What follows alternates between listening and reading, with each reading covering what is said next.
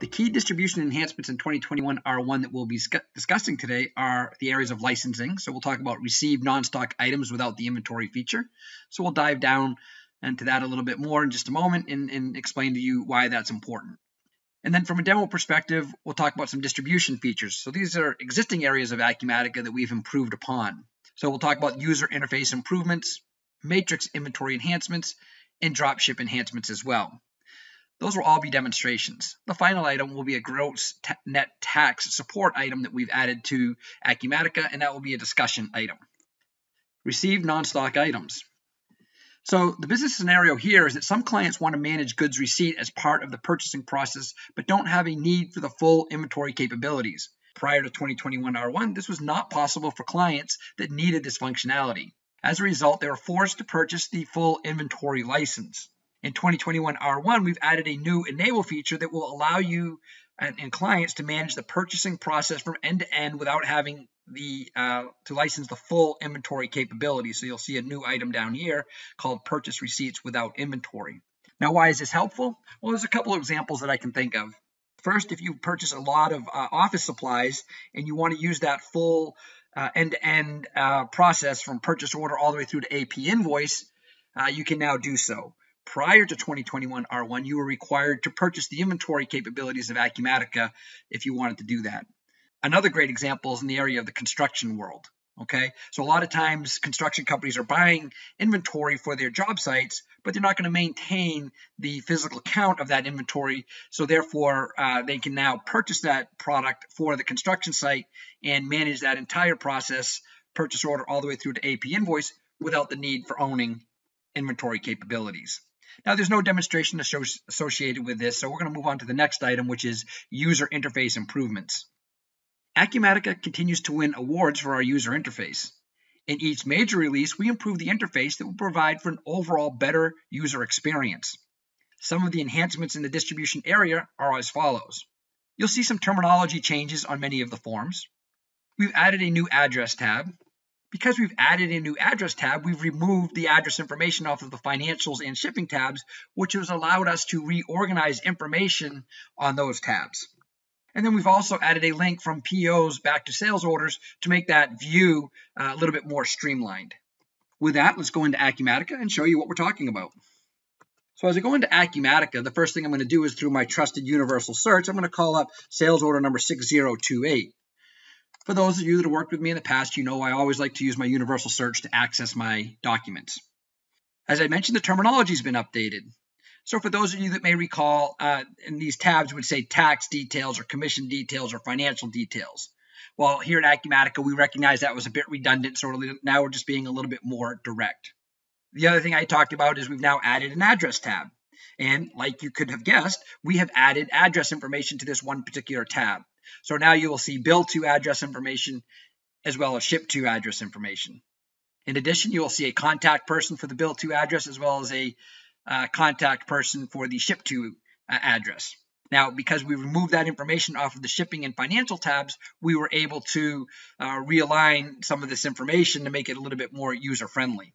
In addition, on the financial tab, you'll see that we've added other information where you can track original order type or original order number associated with a sales order.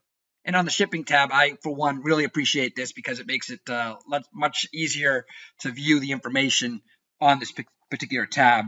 Prior to the reorganization, it was a little bit busy and you could get lost on this tab quite easily. The other item I want to show you is through purchase order 1463. So let me go ahead and call that up. Okay. And in this case, what you'll note, it's a dropship purchase order. Well, because it's a dropship purchase order, there's a good chance it's associated with a sales order. Now, what you'll see is we've now added on the details tab, you have a direct link to the sales order. Again, an item indicating that it is linked to a sales order. And again, we'll see that later on when we talk about drop shipments that, where it's marked or not marked. And then also what it tells me is that what line item is the Acer laptop on that sales order. And again, if it's one line item, not a big deal. But if I have 13 or 14 different line items on that sales order, it'd be nice to know which line item is being earmarked for purchase. Now, as I prepared for this session, I had to kind of think, where was this information before? And I remembered being stuck in a couple of demos where I was looking for that information, and actually it was on the other tab, so not very obvious, if you will. So I would finally find the information on this tab, but now I'm happy to say I don't have to hunt and peck looking for that information anymore. So those are the user improvements. Let's go back into the PowerPoint presentation. The next item we'll talk about is matrix inventory enhancements. Now, distributors need to manage many inventory items which can be sold online or over the phone. Matrix items simply simplify the creation and management of related inventory items. In this case, oftentimes you may hear the term size, color, style. And as you look at this screenshot on the right-hand side, this is what we're maintaining. Now, the feature components that we've added are as follows. We've added spaces to IDs and descriptions. We can now manage images for template items, so we can add pictures to our items, which was not possible previously. We can now edit the matrix item tabs of the template. So we'll talk about that and the ability to edit these descriptions. And then we also have the ability to do mass updates for your items. So we'll talk about that. So those first 4 items are all going to be demonstrated for you today. The last 2 items are discussion only. And the first item is single variant items. And what we're talking about here is the number of variants that you would manage on your templated items, or excuse me, your matrix items. Now, in this case, you can actually see that there's 3 variants. This would be a T, black, and small. So those are what we call variants, and there's 3 of them. Prior to 2021 R1, you were required to have at least 2 of those. Well, now I'm happy to say that you only need 1 variant when working with matrix items. Okay, and then also on sales quotes and opportunities, you can access matrix items and add them to your sales quotes and opportunities as well. So let's go ahead and take a look at that functionality within Acumatica. Okay, and just like I like to use my universal search, I also like to use my favorites when appropriate. Now, in this case, what we're going to talk about is we're going to take a look at the sweatshirt item. This is an item that I had created. And if you look underneath configuration, you can see that we now have a column where we can add spaces when we're talking about inventory ID segment settings, as well as the description segment settings. So again, we can add spaces. And down below, as you're building out these items, we give an example of what it will look like. And maybe tough to see in here, but we'll see there's some gap or space after the word red. Well, it may be easier to take a look at that on a particular item. So maybe if I look here, let me zoom in a little bit. Okay, so you'll see here that orange is filling up the entire segment, where the word red is not enough characters fill up that segment. So we do provide for a little space here. Not a big deal, but it will help when we're working with our reports and generic inquiries. The other item that you'll see here on the configuration tab is you have the ability to add images. So that was always part of core functionality, but now when we added matrix items, we did not allow pictures, but now we do. So very happy to announce that. We have the ability to edit these descriptions. So again, when we're creating matrix items, Acumatica is doing all the heavy work for you. So we're creating, several items for you very quickly. Now, what we were now provide is the ability to override these descriptions, where previously you were not able to do that. So instead of sweatshirt gray 2XL, I could say sweatshirt gray big man or something like that. Okay, so you can get creative, but before you couldn't because you didn't have that option. Or if you wanted to override the MSRP for a particular item or the suggested or the default price, you can manage all that information here as well. Now, in order to look at the ability to update your items, I'm going to go take you back to the t-shirts. So here, if I drill back on the t-shirt black, and if I go into the vendors tab, you can see that there are no other vendors assigned. So we just have this one vendor assigned. And if I go back over onto my matrix, look at all the items here, right? So if I had to add a vendor to all of these items, to do that manually would take some effort. So now I'm happy to say that you can actually update settings as well. So let me show you here what we're going to do is we're going to add a vendor. Well, very creative. I like to use my go-to vendor. Okay, and I'm going to go ahead and save that. Now, let me go ahead and update matrix items. And what that's doing now, it's actually pushing out that vendor to those, some cases could be hundreds of items, right? Think of sneakers or clothing or any of that stuff, right? So now it's all been pushed down. Now, before I did that, I could have actually chosen some settings here where I could say, do not update this information or that information. So we're going to exclude from the update these particular fields. Or I'm going to say exclude from the attributes, do not update any of these fields as well. Now, there are no fields for the t-shirts, and we're going to talk a little bit more about that in just a moment. But for now, what I want to show you are the matrix items. So if I go back to that t-shirt that we originally looked at, and now if I go to the vendors, you'll see that we've added go to vendor, not just to that t-shirt, but to all items as well. And this is, again, what I want to talk about is the attributes. All right, just want to make this connection for you. If you go to the Attributes tab, what we're storing here are, again, some core functionality as it relates to matrix items, so color or the variance, if you will. And then also, what are the sales categories that pertains to this item? Now, folks, although this appears on the Attributes tab, when I'm managing the attributes we're talking about on the template actually has to do with true user-defined fields. And that's why I don't have any in here, because variance and sales categories are part of the core functionality of Matrix. But if I had created a user-defined field or an attribute on my own, then that field would then show up here. So with that, let's go back into the presentation. Now what we're going to talk about are the dropship enhancements. Now, folks, this is existing functionality that we've improved upon quite a bit. So supply chains are more integrated than ever. Sellers must respond quickly to orders while minimizing inventory. This means that orders must be fulfilled directly from vendors to customers without being received at the seller's warehouse. Now, again, we have had dropship purchase orders for as long as I've been here, in the 3+ years that I've been here. But what we're doing in 2021 R1 is we're improving that functionality. We'll talk about linking dropship sales orders with purchase orders. We'll talk about managing order changes. And then there's also the ability to manage vendor returns. So let's talk about that for just a moment. What we're talking about here is if I were to buy something from Products Wholesale, and because they didn't have it in stock, they would do a drop shipment directly to my home. Perhaps when I open up that box, there's damaged goods or the wrong color. So what I would do is I would call Products Wholesale, and they would say, okay, can you send that back to us? And then what?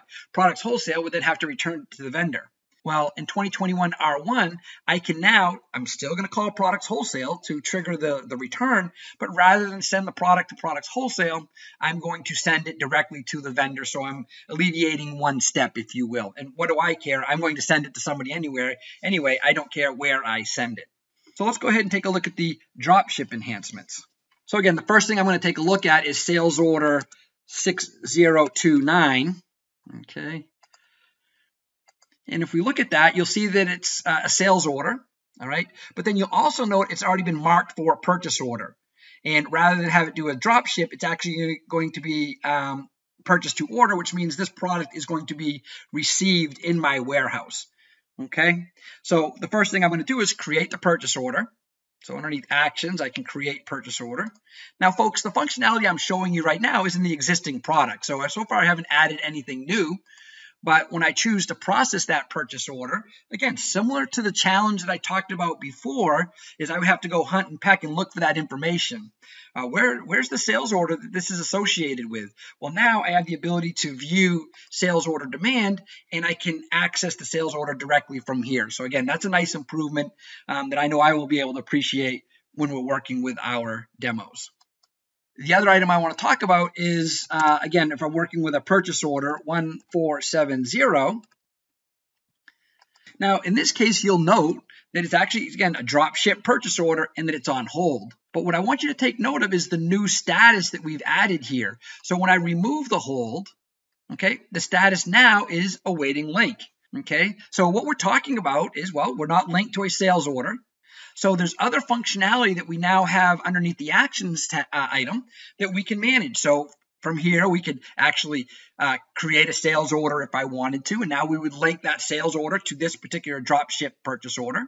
I can convert to normal, meaning that item is no longer would be considered earmarked for a customer, but it would be coming directly into the warehouse. So it would change the setting here from dropship to normal. And the third item, which is actually grayed out, may be tough for you to see, but I would unlink from a sales order. So let's say I was buying something. I decided I'm not going to move forward with my purchase, but I still want that inventory to come into my warehouse so I can unlink this from a particular sales order. And again, grayed out there, kind of tough to see, but just wanted to point that out. When you have this awaiting link status, these are the different choices that you can use. And again, the reason this is not enabled is because we are not currently linked to a sales order. Gross net tax support. Folks, this will be the last item that we're going to talk about, and there is no demonstration involved here, but we did want to bring it to your attention. This was developed primarily for Germany and France. And what it does, it allows companies to set pricing to include or not include VAT tax. That's the value added tax. For example, when we talk about gross prices, they're configured for B2C clients, business to consumer clients, and they will include the value added tax. Net prices, on the other hand, are configured for B2B clients and are exclusive of value added tax. And so it's very similar to what we talk about here in the States, whether it's a wholesale, we're selling wholesale or retail, and whether we're going to include a tax or not. And really what we're trying to avoid is the double taxation. So only the end user is getting taxed on the product, not necessarily the wholesale distributor, if you will. And that's my, I don't know if that's an exact description, but that helped me understand what we were doing with this functionality. Okay, so in 2021, through the enable feature, you can enable net gross entry mode functionality that will provide additional choices while setting up sales prices. So on the sales prices window, when enabled, you will see tax calculation mode and whether it's going to be gross, net, or not set.